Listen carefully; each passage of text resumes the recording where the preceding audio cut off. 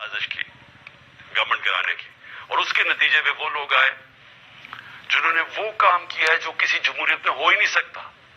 अपने अरबों रुपए, 1100 अरब रुपए के इन्होंने केस माफ करवाए, सिर्फ कानून बदल के पार्लियामेंट में बैठ के नैब की अमेंडमेंट चेंज करके 1100 अरब रुपए का फायदा करवाया अपने आप को। तो आज मैं, और फिर उन्होंने पूरी कोशिश की कि किसी ना किसी तरह ये इक़्तिदार में रहे, और हर वो कोशिश की कि किसी तरह अवाम की राय ना आए। जो भी बाई इलेक्शन हुए, और अल्लाह का करम है कि 30 बाई इलेक्शन जीती है तहरीक इंसाफ 37 बाई इलेक्शन में से, जब से हमारी गवर्नमेंट गई है।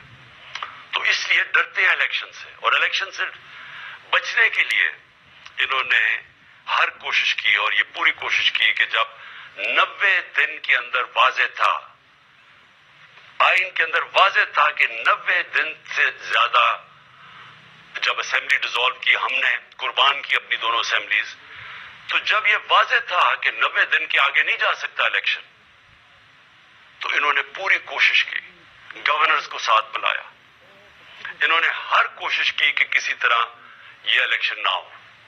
और सुप्रीम कोर्ट ने जब आज फैसला किया, तो मैं पहले तो सुप्रीम कोर्ट को ये कहना चाहता हूं कि कौम आपके साथ खड़ी है। कौम इस मुल्क में तरसी हुई है इंसाफ के लिए, रूल ऑफ लॉ के लिए, और मैं आपको यकीन दिलाता हूं कि ये 99 नहीं है, 98-99 में जब इससे इसी नून लीग ने एक सुप्रीम कोर्ट के चीफ जस्टिस को डंडों से अटैक किया और भगवाया वहां से, और फिर पैसे दिए, वही रफीक ताड़ड़ वो पैसे लेके ब्रीफ केस लेके गया और कोयटा बेंच खरीदे, और वो चीफ जस्टिस जो सब आज तक सब सजाद अली शाह को समझते हैं कि वो एक ईमानदार दयानतदार चीफ जस्टिस था, उसको सुप्रीम कोर्ट से इन्होंने हटवाया, इन्होंने जुडिशरी को तकसीम किया। और आज मैं जो देख रहा हूं, लॉ मिनिस्टर ने जो स्टेटमेंट दी है, शर्मनाक है। फिर से जुडिशरी को तकसीम करने की कोशिश की, जबकि 5 मेंबर बेंच ने सबने एक ही चीज कही कि 90 दिन से आगे नहीं जा सकता, 90 दिन के अंदर इलेक्शन होंगे। 5 ने ये कहा, और उन्होंने 2 ने नहीं इत्तेफाक किया, लेकिन इस चीज के ऊपर तो 5 मुत्तफिक थे कि 90 दिन के अंदर इलेक्शन करवाने। और मैं ये जो लॉ मिनिस्टर की जो कोशिश है, और नून लीग की हमेशा ये कोशिश रही है कि ये इंसाफ से भागते हैं, ये आजाद अदलिया को कभी नहीं चाहेंगे, क्योंकि ये सारे इदारों को कंट्रोल करके ही गैर कानूनी चीज कर सकते हैं।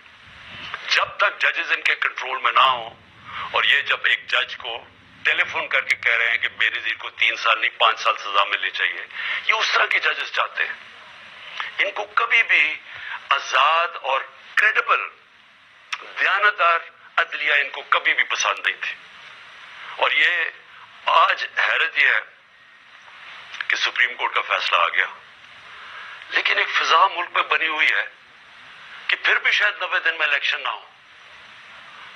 ये इससे क्या चीज हमें समझ आती है कि इतना नुकसान पहुंचाया है इस माफिया ने, ये शरीफ माफिया और जरदारी माफिया ने इतना नुकसान पहुंचाया पाकिस्तान के इदारों को कि लोगों को इत्मीनान ही उठ गया है।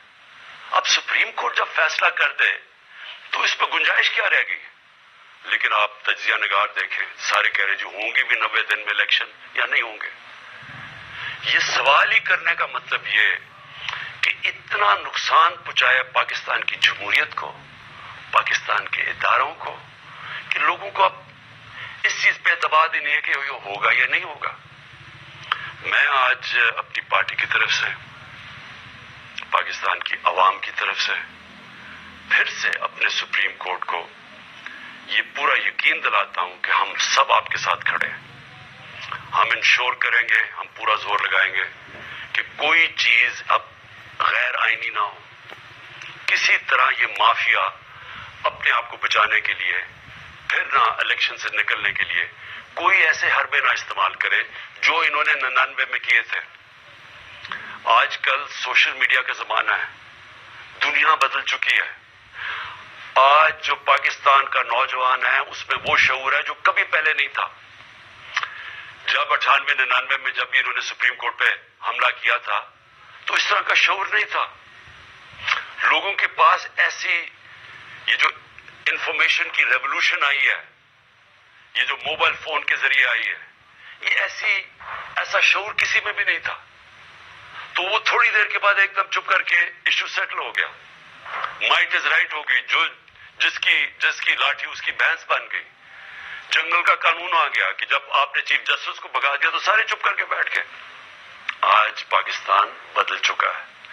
اس ملک میں ساری قوم سارے ایشو سمجھ چکی ہے. یہ جو آج آپ قوم دیکھ رہے ہیں جو 30 بائی الیکشن جتوائے ہیں اور جو ہر اوپینین پول کہتا ہے کہ قوم کیوں تحریک انصاف کے ساتھ کھڑی ہے, یہ موبائل فونز کی وجہ سے. یہ جو آج سوشل میڈیا ہے, سوشل میڈیا نے وہ لوگوں میں ایسا شعور ہے کہ 1 گھنٹہ لگتا ہے, آپ کوئی جھوٹ بولیں 1 گھنٹے کے اندر سارا اگلا پچھلا بتا دیتے ہیں آپ کو کہ آپ نے پہلے کیا کہا تھا.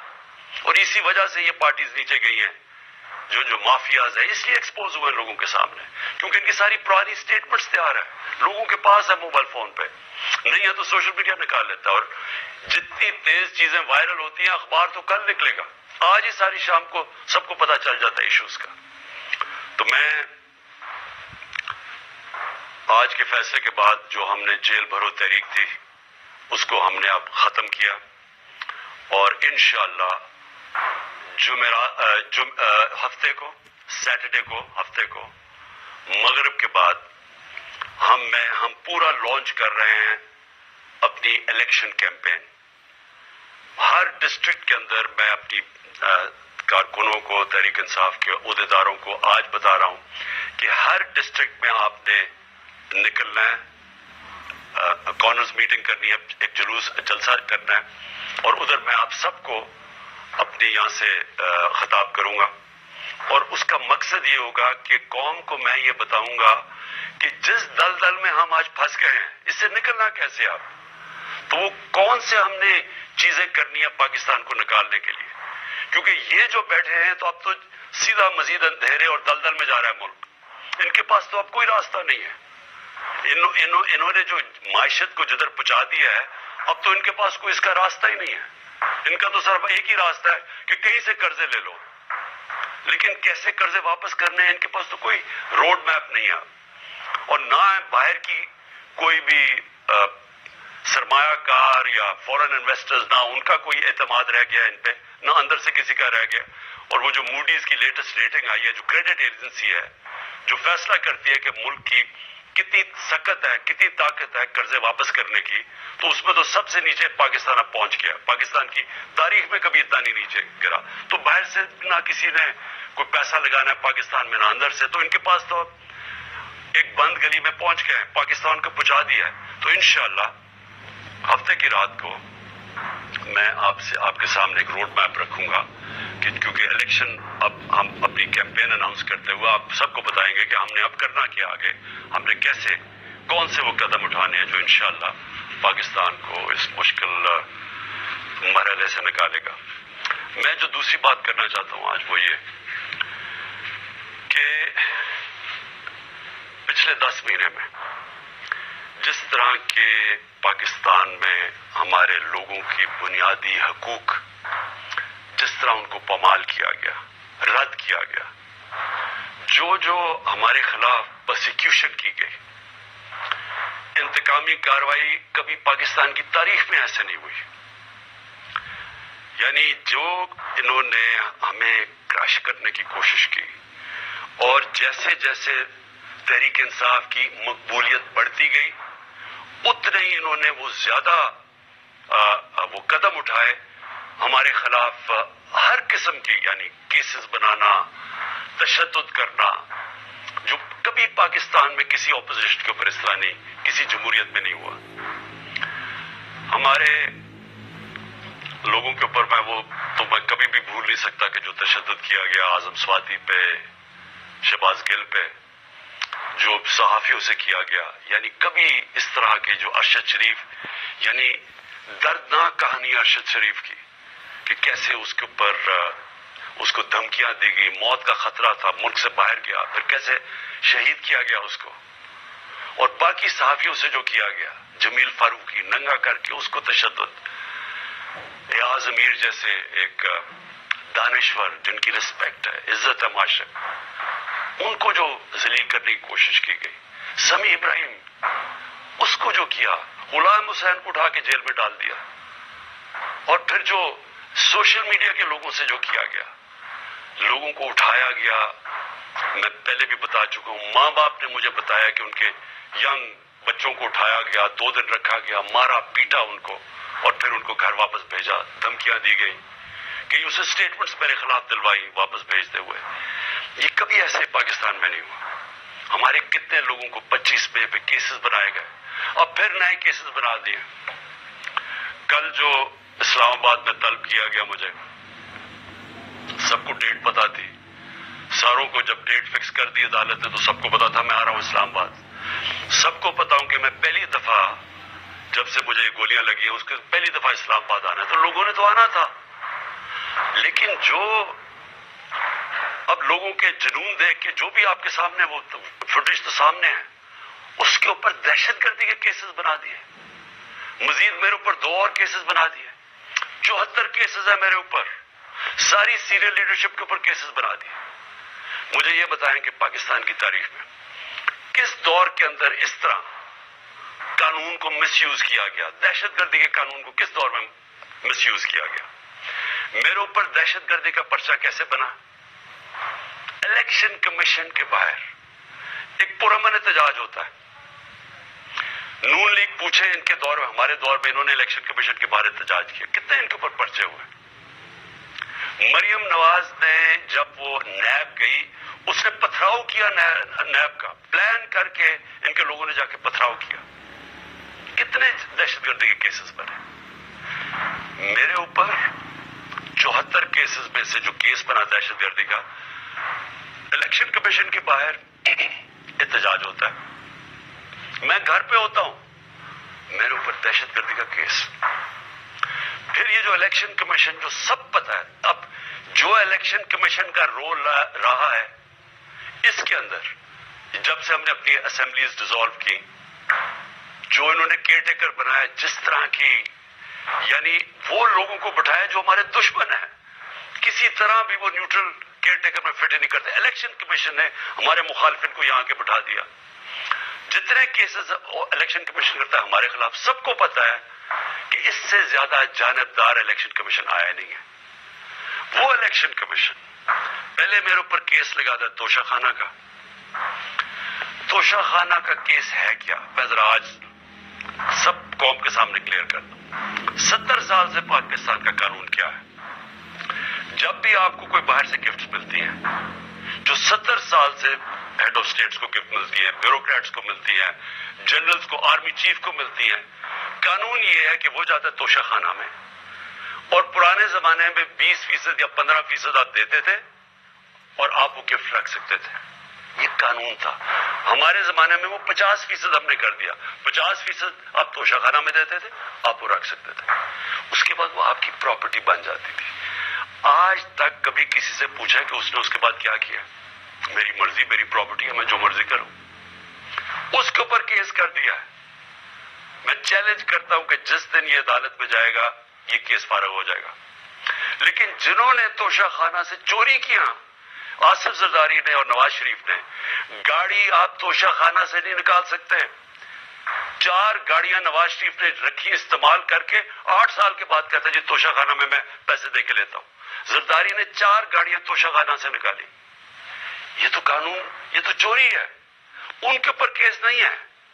ان کے کیس بھی پڑا ہوا تھا نیب میں, وہ نیب نے خارج کر دیا وہ کیس. اور دوسرا کیس ہے فورن فنڈنگ کا. پہلے تو پتا چلا کہ وہ فورن فنڈنگ ہی نہیں تھی, اس کے بعد الیکشن کمیشن نے چینج کیا پروہیبٹیو فنڈنگ. اس کے اندر تو کچھ تھا ہی نہیں کیس میں. اس کیس کو جو عدالت نے رد کیا ہوا ہے, بیل دے دی ہے سب کو, مجھے اس کے اوپر وارنٹ نکال دیا. جس وقت وہ عدالت میں جائے گا وہ خارج ہو جائے گا. لیکن دوسری طرف ذرا دیکھیں کہ ان کے کیسز جو معاف ہوئے ہیں, شہباز شریف کی 24 अरब डॉलर के नैब और 24 अरब रुपए के नैब और एफआईए के अंदर केस थे जो उन्होंने आते साथ ही माफ करवा लिए। 24 अरब के। नवाज शरीफ के एवन फील्ड्स के अंदर मरियम नवाज के एवन फील्ड रेफरेंस में जो ये मेफेयर के फ्लैट है, क्योंकि मैं याद करा दूं लोगों को, ये हमने नहीं उसके ऊपर केस किया था जो सारा वक्त मेरे ऊपर ये सब बोलते हैं। ये केस इनका इंकशाफ हुआ था पैनामा में। पैनामा के अंदर दुनिया में बड़े बड़े लोगों का, प्राइम मिनिस्टर्स का, वजीरों के इंकशाफ हो गए थे जिनकी प्रॉपर्टीज छुपाई हुई थी उनमें। उसमें मरियम नवाज पकड़ी गई। 4 मेफेयर के 5 अरब रुपए के जो फ्लैट्स थे वो निकला इसकी मलकियत। केस तो इधर शुरू हुआ था और इनके बेटे, इनके भाई ने टीवी पे जाके कहा हाँ जी ये मरियम नवाज की मलकियत है और वो इसकी ओनर है। वो है 5 अरब का। फिर चौधरी शुगर मिल में 250 करोड़ का केस है। फिर नवाज शरीफ का चौधरी शुगर मिल में उसके ऊपर भी 250 करोड़ रुपए का केस है। और फिर तोशा खाना में 25 करोड़ का केस है। ये सब माफ हो चुके हैं। आसिफ जरदारी की पाकलैंड रेफरेंस में 3 अरब 70 करोड़ रुपए का उसका पाकलैंड रेफरेंस है और उसका जो फेक बैंक अकाउंट केसेस है वो है 33 अरब के। ये है इनके, उसके जरदारी के 37 अरब रुपए के केसेस हैं और उसके ऊपर कोई बात नहीं हो रही। 1100 अरब रुपए के इनके सारे केस माफ हो गए हैं जब से ये आए हैं। और ये कभी वो तोशाखाना पकड़ते हैं, कभी वो फॉरेन फंडिंग पकड़ते हैं। मैं ये भी आज कहता हूं कि जिस दिन हम सारी पार्टीज की इनके अकाउंट सामने आए, जी पूछे तो सही ये किधर से पैसे इकट्ठे करते हैं। हम तो 8 साल से स्क्रूटी हो रही है हमारे पास 40,000 डोनर बेयर्स है जो लोगों को कॉल करके कहते हैं उन्होंने कहा हमने पीटीआई को पैसे दिए हैं। जरा मुझे बताएं इनके पास पैसा किधर से आता है। और जिस दिन इसकी वजह से इलेक्शन कमीशन का केस नहीं सुन रहा, वो सामने नहीं आता। अदालत क्या बैठी है कि सारी पार्टीज के इकट्ठे केस सुने जाए, लेकिन इनके केस सामने नहीं आते। तो हमारे ऊपर केसेस के अलावा मैं जो बताना चाहता हूं कि जिस तरह जनरल अमजद को पकड़ा गया, मैं तो जनरल अमजद को नहीं जानता, मैं तो उनको टीवी पे सुनता था।